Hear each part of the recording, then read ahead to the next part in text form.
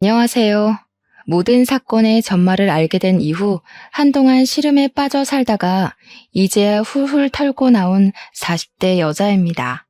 정말 이 사건을 어떻게 이야기를 해야 할지 막막합니다만 세상에 천벌받을 사람들이 많다는 걸 공론화시키고 싶어서 이렇게 글을 씁니다. 저희 아버지는 한평생 너무나도 선한 사람으로 살다가 억울하게 눈을 감으셨습니다. 정말 상상조차 할 수 없는 일이 저에게 벌어지게 된 것이죠. 다시 생각해도 가슴 아프고 머리가 어질어질할 정도로 충격적인 일이지만 이야기를 풀어보도록 하겠습니다. 저의 고향이자 지금까지 살고 있는 곳은 지방 변두리에 있는 작은 마을입니다.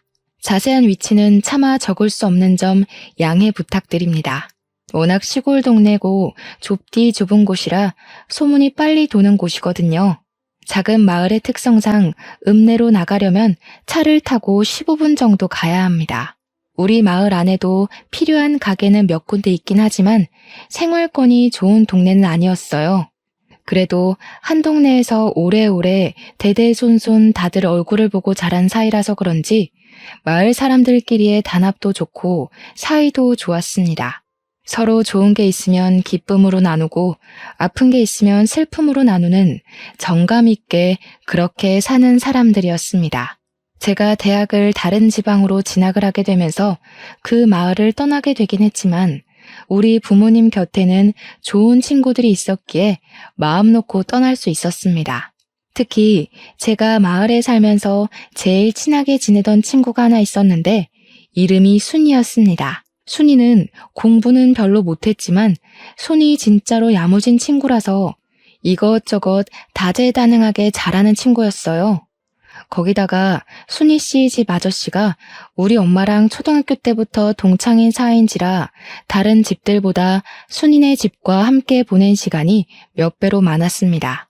부모들끼리도 숨기는 거 없이 친한 사이니까 당연히 자식들끼리도 친해진 거였죠. 저에게는 2살 터울의 남동생이 있었는데 제 남동생도 순이를 저보다 더 친누나처럼 따르고 지냈습니다. 제 말은 믿지 못해도 순이의 말이라면 껌뻑 죽는 신용까지 하는 사이였으니 얼마나 돈독한 사이였는지 상상이 가시죠? 순이네 아줌마는 마을에서 유일하게 세탁소를 운영하시던 분이었습니다. 사실 마을 사람들이 입는 옷이 다 고만고만해서 세탁을 맡길 일은 별로 없었는데 수선 솜씨가 정말 좋으셨어요. 다 해진 옷을 기워 새 옷처럼 만들어주시기도 했고 유행이 지난 옷을 리폼해서 다른 옷처럼 만들어주시기도 했습니다. 아줌마의 야무진 손을 순이가 그대로 물려받은 거였죠. 거기다가 순이네 아저씨는 동네 유일한 자동차 정비소를 운영하고 있었습니다. 변두리 마을이다 보니 마을 사람들 대부분이 농사를 지으면서 생계를 유지하고 있었거든요. 저희 집만 해도 과수원을 크게 운영하고 있었고요. 농기구 장비부터 시작해서 마을 필수품인 트럭까지 기계라면 못 고치는 게 없다고 하실 정도로 손이 빠르고 정확한 정비사였습니다. 과수원을 운영하던 저희 집은 순이네에게는 항상 무상으로 개일 과절들을 나눠주곤 했죠. 마을에서 가장 큰 땅을 가지고 있다고 소문이 난 우리 집인 만큼 농작물도 꽤 여러 종류를 재배했거든요. 어릴 때는 철마다 트럭을 타고 과일을 따러 다니는 게 재미있기도 했죠. 과일을 수확하는 철이면 순이도 순이네 아줌마 아저씨도 모두 우리를 도와주곤 했습니다. 그 좁은 시골 동네에서 타지로 대학을 가게 되면서 저는 마을과 조금 멀어지게 되었습니다. 다른 동네에 물을 먹게 되니까 그 시골 마을이 얼마나 좁디 좁았는지 실감이 나기도 했고요. 제가 마을을 떠나면서 순이에게 다른 동네에서 살아보고 싶지 않냐고 물어보니 순이는 그 마을에서 평생 살 거라고 했습니다. 대입에 실패하기도 했고 자기는 이 마을이 너무나도 평화롭고 좋다고 했어요. 아줌마의 세탁소 일을 도와주면서 그렇게 제 몫을 하고 지내다가 좋은 사람이랑 결혼해서 마을에 정착할 거라고 했습니다. 저는 그런 순이를 어린 마음에 비웃으면서도 그래도 우리 부모님 옆에 있으니 우리 부모님이 적적하진 않겠다고 생각했죠. 내심 순이의 결정에 우리 부모님도 제가 대학이고 뭐고 다 때려치우고 마을에 남아서 과수원을 물려받았으면 하셨습니다. 제 생각은 물론 달랐습니다. 저에게는 남동생이 하나 있지 않겠습니까? 남동생이 과수원을 물려받을 거라고 생각했거든요. 그 땅이 얼마나 큰 땅인데 당연히 장남에게 물려주는 게 인지상정 아니겠습니까? 어릴 때부터 저는 그 땅을 단 한 번도 탐내본 적이 없습니다. 남동생이 기둥처럼 버티고 있었으니까요. 타지 생활은 꽤 어려웠습니다. 너무나도 세련되고 현대 문물에 능한 친구들 사이에서 시골 촌뜨기가 할 수 있는 건 별로 없었습니다. 물론 마을이 구석진 곳에 있다고 해서 전기도 안 들어오고 휴대폰도 안 터지고 하는 건 아니었지만 친구들이랑 처음 패밀리 레스토랑에 갔을 땐 겁이 나더군요. 아무리 메뉴판을 읽어봐도 뭐가 뭔지 모르겠고 이거 주세요 저거 주세요 하는 친구들을 보면서 따라하는 것밖에 할 수 없었거든요. 게다가 대학 생활 자체가 별로 재미가 없었습니다. 친구들이랑 술을 먹고 클럽에 가고 해도 시끄럽기만 하고 재미는 없었고요. 제일 큰 것은 성적에 맞춰서 대학을 간 것이어서 전공하던 과목도 그다지 관심이 가지 않는다는 거였죠. 꿈도 없이 그저 이 대학에 붙었으니까 가야지 하고 온 순간의 선택은 참으로 많은 스트레스를 주었습니다. 하지만 대학 자체는 졸업을 해야 했기에 저는 꾸역꾸역 버텨내고 있었습니다. 그렇게 2년을 버텨내고 동생에게서 서울에 있는 대학에 합격을 했다고 연락이 왔습니다. 저보다 더 똑똑했던 동생이었기에 당연히 서울에 있는 학교에 무난히 합격할 거라고 생각했는데 기뻐하는 동생의 목소리를 들으니 더욱 좋더라고요. 그런데 동생이 저에게 제가 상상도 하지 못했던 이야기를 넌지시 꺼내더라고요. 자기는 언론 쪽으로 공부를 해서 자랑스러운 기자가 되고 싶다고 이야기를 했어요. 그래서 동생에게 너의 끈기라면 충분히 해낼 수 있을 거라고 문제가 뭐냐고 물어보니까 집에서 과수원을 물려받으라고 재촉을 한다는 거였습니다. 생각해보니까 그렇더라고요. 동생이 기자가 되고 제가 대충 취업을 하게 된다면 과수원을 물려받을 사람이 아무도 없는 겁니다. 부모님께서 누나도 없는 마당에 동생에게 대학도 가지 말고 하루빨리 과수원 일을 배우라고 했다는 겁니다. 너네 누나도 도망갔는데 당연히 둘째가 물려받아야 모양이라도 살지 않겠냐고 했다는데 제가 띵 하더라고요. 제 동생은 꿈도 확실하고 공부도 저보다 훨씬 잘하지 않겠어요? 저는 성적에 맞춰서 간 대학이기도 했고 서울에 있는 학교도 아니었고요. 거기다가 전공 과목 자체도 저와는 영 맞지 않는 것 같고 이렇게 시간을 보내도 되나 싶어서 적당한 중소기업에 취직하려고 애쓰지 않을까 하던 찰나였거든요. 제 인생 모토가 대충인 사람이라 대충 졸업하고 대충 취직하고 대충 결혼해서 대충 살아야지 싶었는데 동생의 고민을 들으니까 너무나도 부끄러워진 거죠. 하지만 저에게도 꿈이라는 게 생길지도 모르는 일이니까 동생에게 딱 잘라서 내가 과수원을 물려받을게 라는 말도 못하겠더라고요. 결국 대학을 졸업할 때까지 저에게는 과수원이 짐처럼 남게 되었고 휴학을 하고 군대를 간 동생에게 결심을 말했어요. 내가 과수원을 물려받을 테니까 넌 꼭 기자가 되어서 네 꿈을 이뤘으면 좋겠다고 했습니다. 동생은 저에게 울먹이면서 고맙다고 몇 번이고 인사를 했어요. 누나가 그 짐을 짊어지는 대신 자기도 꼭 누나를 돕겠다고요. 말이라도 고맙지 우리 동생이 언제 저렇게 철이 들었나 싶더라고요. 저는 결국 타지 생활을 청산하고 다시 그 좁디 좁은 마을로 내려가게 되었습니다. 버스 터미널에서 마을버스를 타고 한참을 들어가 마을 입구에 딱 섰는데 뭔가 느낌이 새롭더라고요. 이제 여기에 뿌리를 내리고 우리 가업을 잇기 위해 내가 노력을 해야지 하고 결심을 단단하게 했어요. 제가 과수원을 물려받겠다고 부모님께 이야기를 했던 건 아니라서 앞으로 부모님과 상의를 하긴 해야 했어요. 그냥 막무가내로 마을에 내려온 것이었거든요. 집에 도착하니 그냥 놀러 온 줄 알았던 딸이 짐을 싸들고 온 걸 보고 부모님께서 조금 놀란 듯 하셨습니다. 저는 다짜고짜 할 말이 있다고 부모님께 이야기를 풀어놓기 시작했어요. 남동생의 꿈을 응원해주고 싶으니까 혹시 아들이 과수원을 물려받아야 하는 법이 있는 거 아니면 제가 물려받고 싶다고요. 부모님께서는 예상도 못했던 일이 벌어지긴 했지만 과수원을 물려받겠다고 자식이 짐까지 싸들고 내려왔으니 두 팔 벌려 환영을 해주었습니다. 세상에 아들이 물려받아야 하는 법이 어디 있냐면서 그렇게 꽉 막힌 사람들 아니라고 이제 과수원 운영하는 법을 찬찬히 알려주시겠다고 했어요. 저는 부모님 집에 정착을 하게 되었고 타지에 있던 짐들도 전부 부모님 댁으로 보냈습니다. 그렇게 1년을 넘게 과수원 일을 제대로 배우기 시작했습니다. 그냥 그동안 했던 것처럼 과일만 따고 선별만 하고 포장만 하면 끝나는 일인 줄 알았더니 내부에서 이뤄지는 사무일이 엄청나게 많더라고요.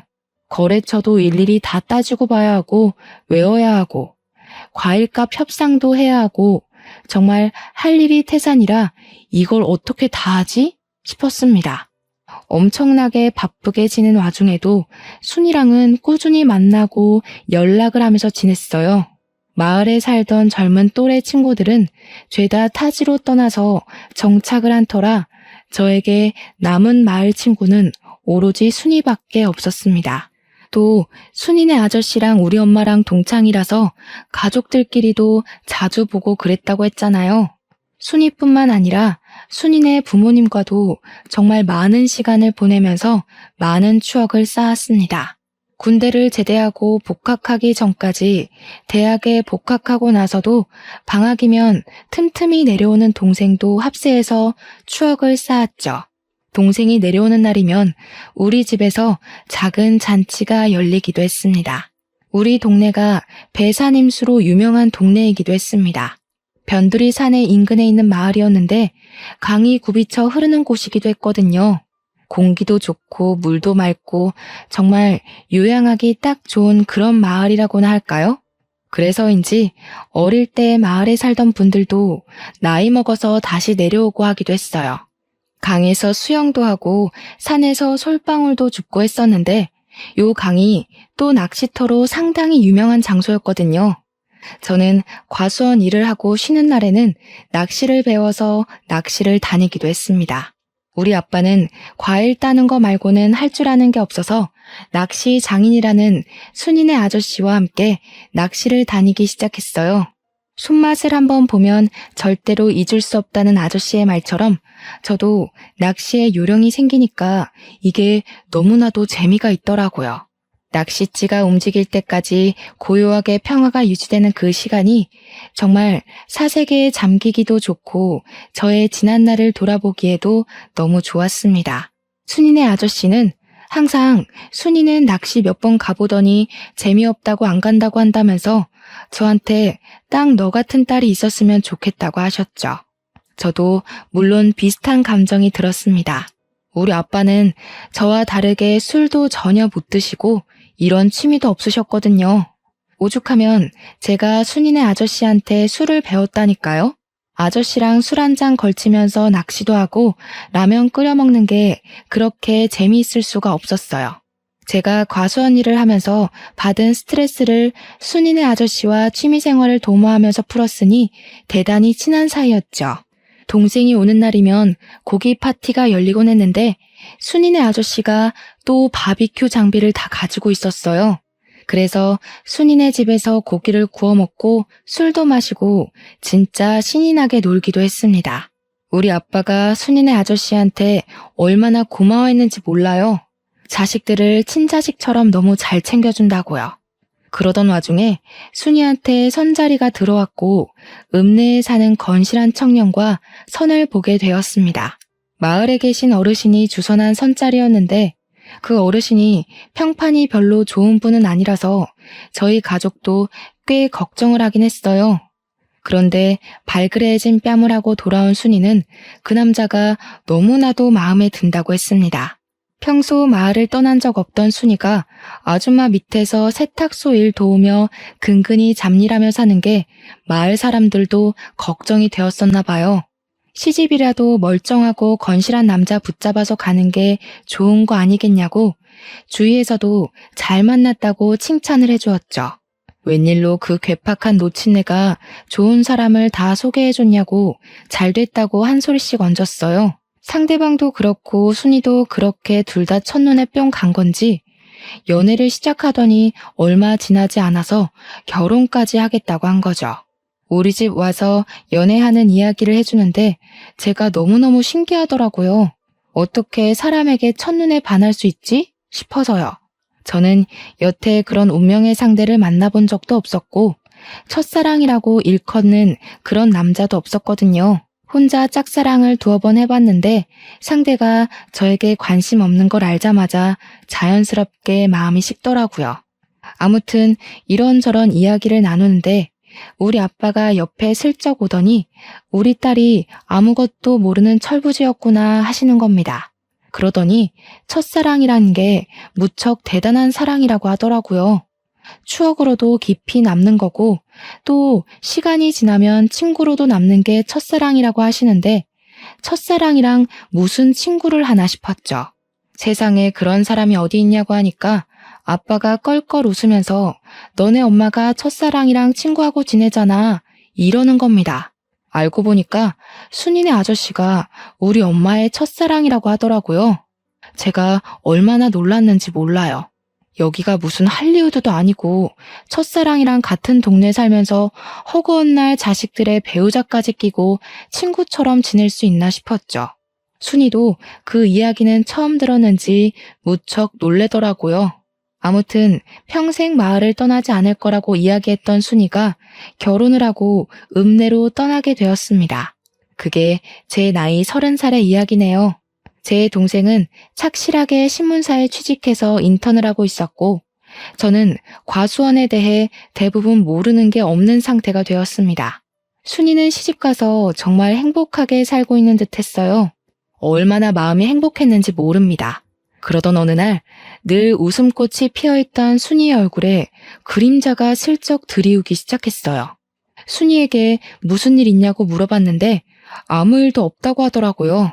그래서 그냥 그런가 보다 했죠. 그렇게 속절없이 시간이 흐르고 구정이 되어서 순이가 친정집을 찾아왔는데 남편이랑 같이 오질 않았더라고요. 제가 슬쩍 남편은 어디 가고 순이 너만 왔어? 하고 물어보니까 남편이 일이 바빠서 같이 못 왔다고 하는데 표정이 좀 울상이더라고요. 표정이 영 안 좋으니까 친구로서 걱정도 되고 왜 그렇게 안색이 별로냐고 물어봤죠. 결혼한 지 1년밖에 지나지 않았는데 벌써부터 권태기가 찾아온 거야? 하면서 너스레를 떨었어요. 그랬더니 그냥 조용히 웃고 말더라고요. 그래서 혹시 너 임신해서 컨디션이 안 좋은 거 아니냐고 물어봤죠. 순이가 한숨을 푹 쉬면서 아니라고 임신을 해야 하는데 잘 안 돼서 스트레스라고 하더라고요. 시댁에서 손주를 빨리 낳으라고 닥달하는 듯 했어요. 참 대한민국의 꼬장꼬장한 시어머니들이란 위로는 해야겠다. 저도 잘 모르는 부분이니까 그냥 말로만 이야기를 해줄 수밖에 없었죠. 너무 스트레스 받으면 임신에 영향을 끼친다더라. 마음 편하게 먹고 기다리면 찾아오지 않겠냐. 이런 말들이요. 그렇게 몇 개월이 더 지난 어느 날 순이에게서 드디어 임신을 했다는 소식이 전해져 왔습니다. 순이네 부모님도 얼마나 신나하던지 막 먹을 거 바리바리 싸들고 입덧으로 고생한다는 딸 보러 읍내에 가더라고요. 몇 주가 흐르고 안정기가 찾아온 것 같다고 아이 성별이 딸이라는 소식을 들었어요. 그 전주까지 과수원 수학철이라 제가 무척이나 바빠서 순이를 보러 읍내에 한 번도 가지 못했었거든요. 이참에 아기 옷이나 한 벌 사서 순이한테 선물로 줘야겠다 싶었죠. 이왕이면 서프라이즈로 해주면 어떨까 싶기도 했어요. 순이는 일을 하지 않고 집에서 지내고 있다는 이야기를 들었거든요. 그래서 순이네 아저씨한테 순이네 읍내 집을 물어보고는 때마침 내려온 남동생과 함께 선물을 사들고 찾아갔습니다. 딸을 가졌다고 했으니 분홍색 네이도 사고 아가들이 쓰는 용품들도 사서 순이네 집 벨을 눌렀습니다. 분명 벨을 누르기 전에 안에서 사람 기척도 느껴졌고 순이 목소리도 흐릿하게 들린 것 같은데 벨을 누르자마자 조용해지는 거예요. 못 들었나 싶어서 현관문을 쿵쿵 두들기는데도 아무도 문을 열어주지 않더라고요. 벨을 2번 더 누르고 아무도 없어요? 순이야! 하고 부르는데 누가 누구세요? 하면서 화를 내면서 문을 벌컥 열더라고요. 순이 남편이었어요. 그런데 꼬락서니가 영 이상한 겁니다. 술 냄새도 잔뜩 나고요. 저를 빤히 쳐다보면서 인상을 쓰길래 나 순이 친구라고 순이 집에 있죠? 하는데 집에 순이가 없다는 거예요. 분명 제가 순이로 추정되는 목소리를 뻔히 들었는데 순이 없다고 문을 떡하니 지키고 있으니까 수상하잖아요. 마누라가 임신까지 했는데 설마 이 새끼 바람을 피우는 건가? 하는 생각이 들었죠. 근데 현관 앞 신발장에 순이가 맨날 신는 신발이 떡하니 있더라고요. 그래서 제가 순이 목소리를 들었다고 순이 불러달라고 했습니다. 그 순간 우리 남동생이 뭔가 이상한 낌새라도 느낀 건지 그렇게 예의가 없는 자식은 아닌데 순이 남편을 밀치고 집으로 들어가는 겁니다. 당황한 순이 남편은 뭐 하는 짓이냐고 남동생을 끌어내려고 하고 저는 그런 순이 남편한테 순이가 근처에 나간 거면 집에서 기다리겠다고 했죠. 우리가 선물도 사왔는데 문전박대하는 건 아닌 것 같다. 내 동생 서울 가야 하니까 오늘 꼭 만나야 한다고 했습니다. 순이 남편이 짜증을 확 내는데 집에 들어간 동생이 갑자기 막 집안을 뒤지는 거예요. 순이 남편이 놀래서 뭐 하는 거야? 나가! 하는데 남동생이 아랑곳하지 않고 방문을 막 벌컥벌컥 열었어요. 일단 남동생이 이상한 행동을 하니까 저도 따라 들어가서 뭐 하는 짓인가 하고 살펴봤죠. 집이 큰 집도 아닌데 물건이 어찌나 너부러져 있는지 발에 막 채이더라고요. 순이 성격이 청소를 안 할 아이도 아닌데 하고 의심하고 있었습니다. 순간 남동생이 문 열어봐. 순이 누나 거기 있지? 이러는데 방문 하나가 잠겨 있는지 손잡이가 안 돌아가더라고요. 문 열어봐. 정순이 거기 있지? 이러는데 순이 남편이 너 뭐야? 뭐 하는 새끼야? 경찰 부를 거야? 난리가 난 겁니다. 순간 이거 보통 일이 아니다 하는 생각이 머릿속에 확 스쳐서 제가 순이가 있을 법한 방문에 대고 소리를 쳤어요. 순이야, 우리가 도와줄게 나와봐. 무슨 일인데 그래? 그 순간 순이가 문을 열고 나오는데 저랑 남동생은 까무러치는 줄 알았습니다. 순이가 코피를 줄줄 쏟아내는 채로 머리까지 잔뜩 헝클어진 상태로 울면서 나오더라고요. 제가 너무 놀라서 순이야! 하고 순이에게 달려갔는데 순간 남동생이 순이 남편 멱살을 떡하니 잡더라고요. 우리 남동생이 키도 크고 덩치도 꽤 좋았거든요. 키도 작고 몸집도 호리호리한 순이 남편은 우리 동생에게 멱살이 잡힌 채로 대롱대롱 매달렸어요. 캑거리면서 이거 놔 하는데 남동생이 완전 열이 받아가지고 소리를 막 치더라고요. 너 소문 안 좋은 걸 내가 나중에 듣는 바람에 결혼을 말리지 못한 게 천추한이다. 이러는데 저는 너무 놀랐죠. 남동생이 네가 우리 순이 누나 때렸냐면서 주먹을 쥐는데 진짜 싸움이라도 날 것 같아서 남동생을 말렸습니다. 동생이 증거가 중요하니까 순이 누나 사진을 찍어두래서 미안했지만 순이의 초라한 모습을 사진으로 찍어두었습니다. 순이 보고 집으로 가자고 했더니 절대 못 간다면서 이 꼴을 하고 어떻게 부모님을 뵙냐고 울더라고요. 그랬더니 남동생이 씩씩거리면서 순이 누나 여기 있다가 저놈한테 험한 꼴 당하고 싶어? 이러면서 우리 집으로 가자고 했어요. 부모님 집이 아니라 우리 집으로 가자고 하니까 순이도 결국 따라오더라고요. 우리 집으로 돌아와서 순이의 꼬락서니를 본 부모님은 억장이 무너진 사람처럼 목덜미를 잡으셨습니다.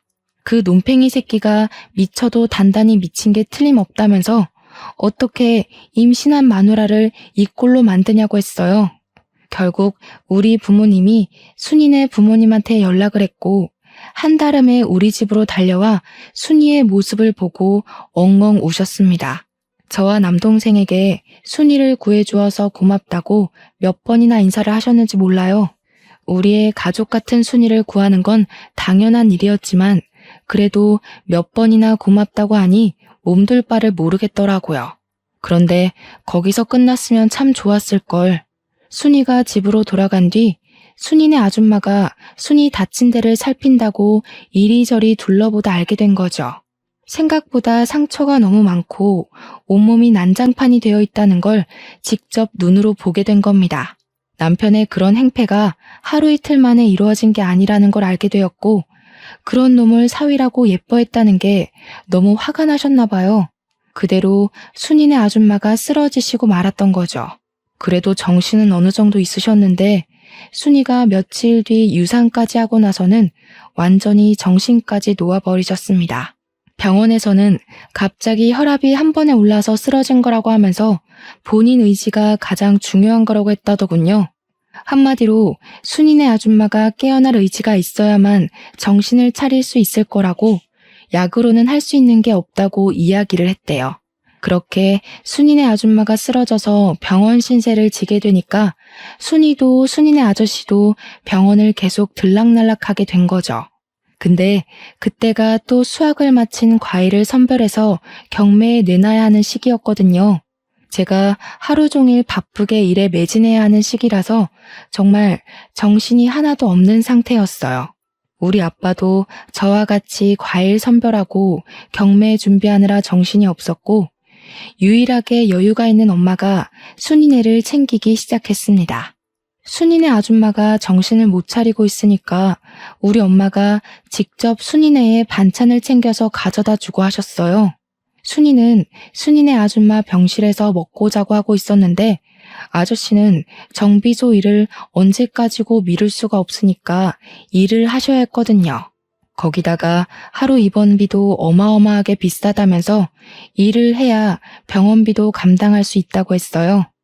처음에는 엄마가 일주일에 한 번씩 가서 반찬만 후딱 전해주고 오시더니 시간이 지날수록 점점 방문 횟수가 늘더라고요. 오죽하면 아빠가 뭘 그렇게 열심히 챙기냐고 첫사랑은 이길 수 없는 거냐며 농담을 던지시기도 했습니다.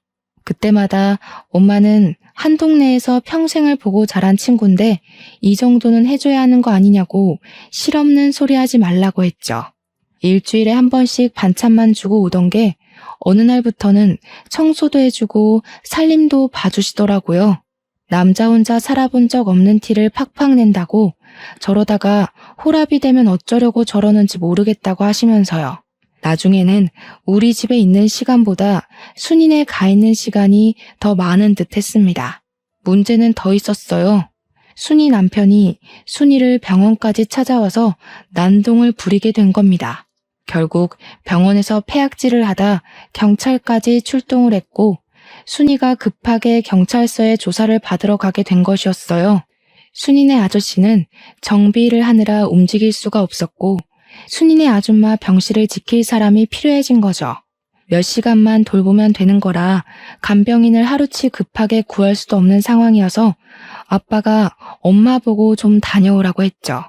이웃 간의 정이 얼마나 깊은 건지 아냐고 누누이 말했던 우리 엄마가 순이네 아줌마 병실에 가라고 했더니 버럭 하시더라고요.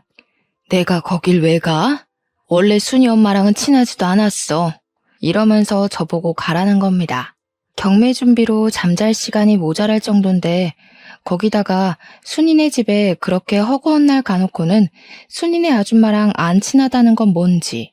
아무튼 순이가 금방 병실로 돌아갈 수 있어서 다행이었지 아니었으면 면도 못 세울 뻔했습니다.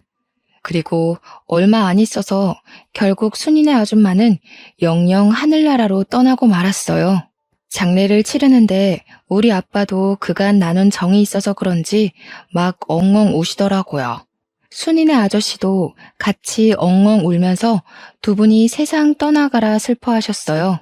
그런데 우리 엄마가 그걸 상당히 꼬락선이 난 눈빛으로 바라보시는 겁니다.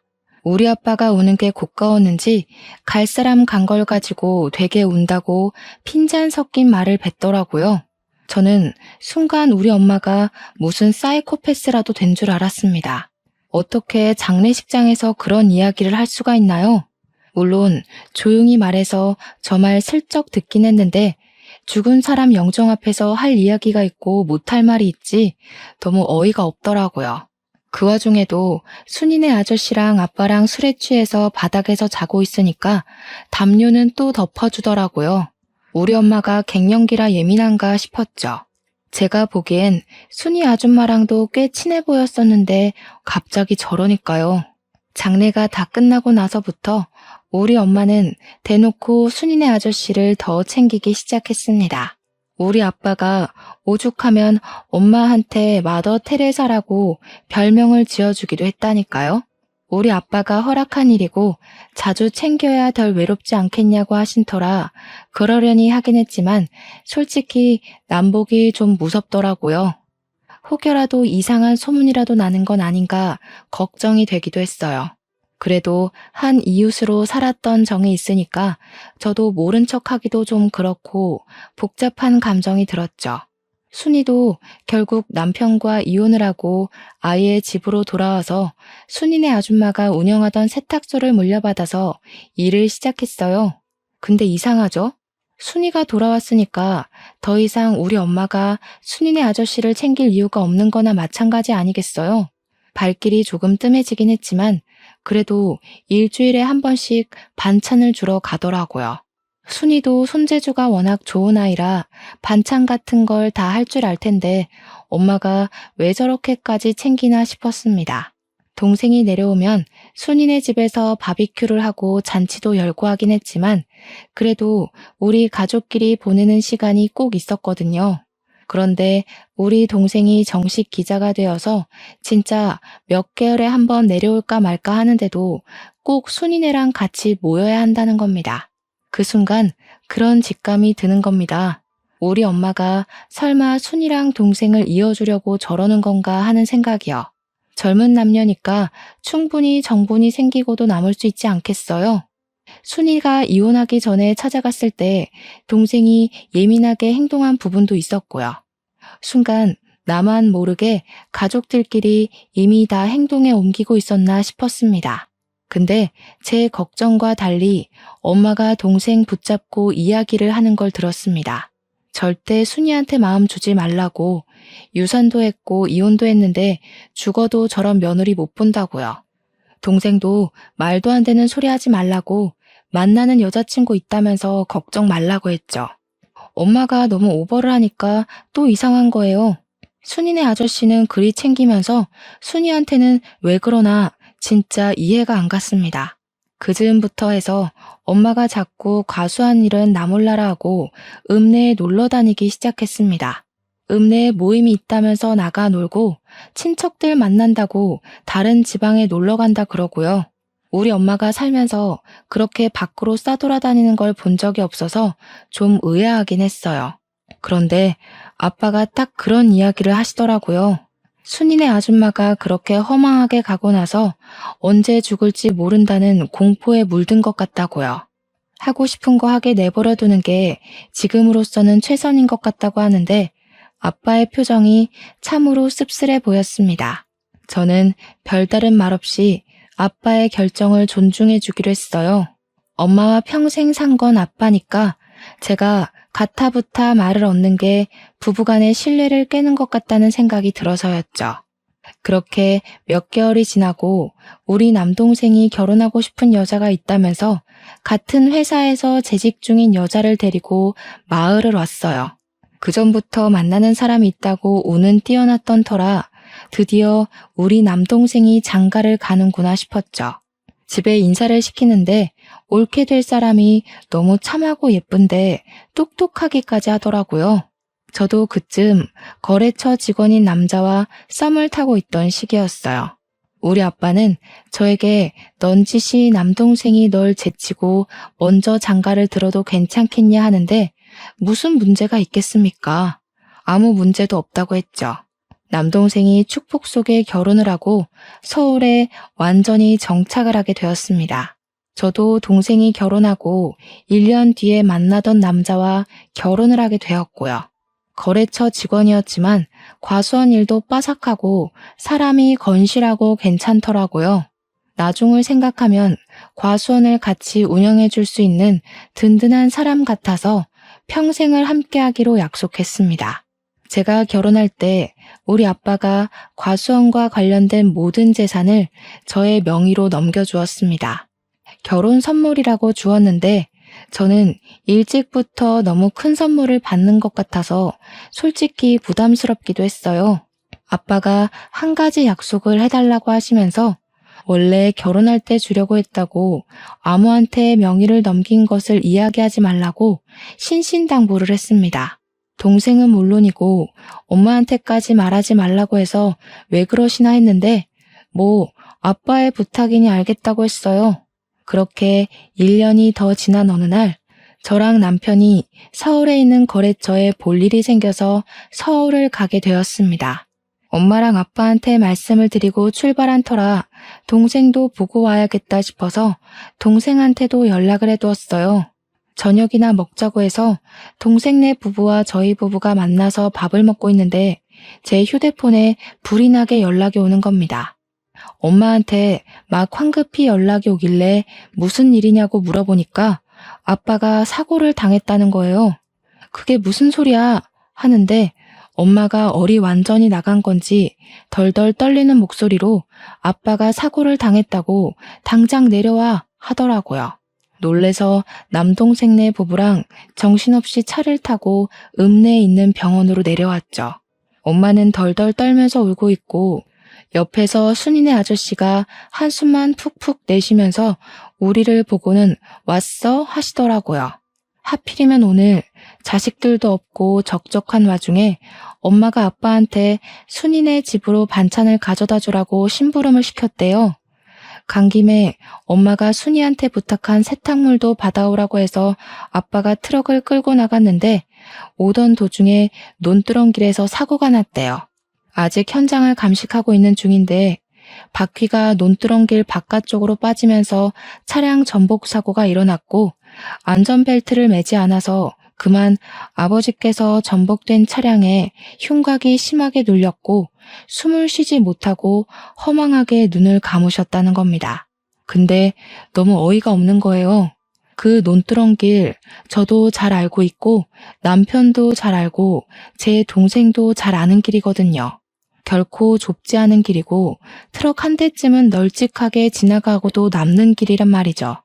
거기다가 아빠가 한평생을 그 길에서 운전을 했는데 갑자기 바퀴가 빠진다는 것도 말이 안 되고요. 더군다나 우리 아빠는 술을 잘 드시지 못해서 음주운전을 했을 리도 없는데 그 길에서 바퀴가 빠진다는 게 말이 안 되는 거예요. 허망하게 차량에 깔려서 그렇게 가셨다는 게 도무지 믿기지가 않았어요. 경찰 측에서 운전 미숙으로 난 사고 같다고 하는데 올케가 그러더라고요. 평소에 그 길을 자주 다녔다고 하지 않으셨냐고. 뭔가 이상하니까 부검을 해보는 게 좋지 않겠냐고요. 그런데 엄마가 버럭 소리를 지르면서 남편 부검하는 거 절대 반대라고 하는 겁니다. 보통 같으면 원인을 확실하게 밝히기 위해서라도 부검을 해야 하는 거 아니겠어요? 제가 올케 말에 동의하면서 부검을 하겠다고 했어요. 우리 남동생도 미심쩍다며 부검하자고 했고요. 올케가 차량 조사는 한 거냐고 물어보니까 경찰이 현장 조사만 했다고 우물쭈물 이야기하길래 기자 명함을 떡하니 건네면서 정확하게 조사를 해달라고 하더라고요. 엄마는 한 동네에서 무슨 소문이 날 줄 알고 그런 짓까지 하냐고 했지만 올케가 딱 잘라서 차량 조사까지 부탁드린다고 했죠. 엄마가 계속 딴죽을 거는데 제가 아빠가 억울하게 가셨으면 조사를 해야지 하고 소리를 쳤어요. 순이네 아저씨도 소문 이상하게 날 수 있다면서 적당히 넘어가자고 하는데 이상하잖아요. 수사가 시작되고 부검 결과 혈중 알코올 농도가 0.1% 측정된 결과가 나왔습니다. 한마디로 거의 만취 수준이라는 건데 그 상태에서 아빠가 운전대를 잡았다는 게 이상했어요. 거기다가 차량 수사 과정에서 브레이크를 조정하는 라이닝에 문제가 있었다는 것까지 밝혀진 거죠. 브레이크가 말을 듣지 않게 조작이 되어 있었다는 겁니다. 아무리 서행을 했어도 멈추질 않으니까 핸들을 이리저리 틀었을 테고 거기다가 음주 상태였으니까요. 사고가 날 수밖에 없었던 거죠. 그러니까 엄마와 순이네 아저씨가 미친 듯이 수상하더라고요. 그래서 따로 붙잡고 물어봤더니 둘 다 회피하는 듯한 발언을 하는 거예요.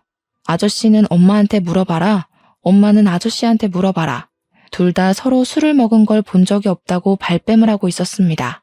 그래서 결국은 삼자대면을 했고 서로에게 떠밀고 있었던 상황을 이야기하니까 경찰서 앞에서 둘이 싸우기 시작하는 겁니다. 경찰 조사까지 시작된 마당에 발등에 불이 떨어진 거죠. 야, 술은 네가 먹여놓고 왜 나한테 뒤집어 씌우고 그래? 뭐가 어쩌고 어째? 네가 브레이크 망가뜨려 놓고 나한테 왜 그래? 하면서 둘이 머리채 쥐어잡고 싸우는데 우리 부부 남동생네 부부 할 거 없이 기함을 토했죠. 결국 경찰이 개입을 했고 사건의 전말을 들을 수 있었습니다. 순이네 아줌마가 사고로 입원을 한 이후로 순이네 아저씨를 챙겨주다가 둘이 결국 눈이 맞았던 거였어요. 몇 년을 남몰래 바람을 피우다가 순이네 아줌마가 돌아가시고 순이가 돌아오게 되니까 두 분이 마음 놓고 만날 공간이 사라진 거죠. 거기다가 엄마한테는 아빠까지 있었으니 순이네 아저씨는 너도 이혼하고 나랑 재혼하자 난리를 쳤고요. 엄마는 동네 이목이 무서워서 이혼을 못하고 있다가 자식들이 결혼하고 나니까 아빠랑 사는 게 더 이상은 지겨웠던 거였어요. 가수원까지 욕심이 났던 엄마는 아빠가 사망하게 되면 배우자 명의로 모든 재산이 넘어오니까 그걸 노린 거죠. 아빠한테 술을 먹인 건 엄마였고 아빠의 차를 고장낸 건 순이네 아저씨였습니다. 그 사실을 알게 된 우리는 엄마가 사람으로 보이지 않았습니다. 그 와중에도 엄마는 과수원은 어떻게 되는 거냐고 미친 사람처럼 굴더라고요. 과수원은 내 거지? 그래, 내 거야. 배우자 거잖아. 맞지? 꿈깨. 그거 아빠가 나 결혼할 때 내 명의로 다 증여해줬어. 아무한테도 말하지 말라더니 아빠는 알았나 보다. 엄마가 바람 피우는 거. 엄마는 모든 걸 잃은 사람처럼 허탈한 표정으로 유치장에 수감되어 있었어요. 순이네 아저씨도 머리를 쥐어뜯으면서 고개를 푹 숙이고 유치장 구석에 앉아 있더라고요. 결국 둘 다 살인죄가 적용되어 재판을 받게 되었고 공범임이 인정되어 엄마는 징역 35년, 아저씨는 무기징역을 받게 되었습니다.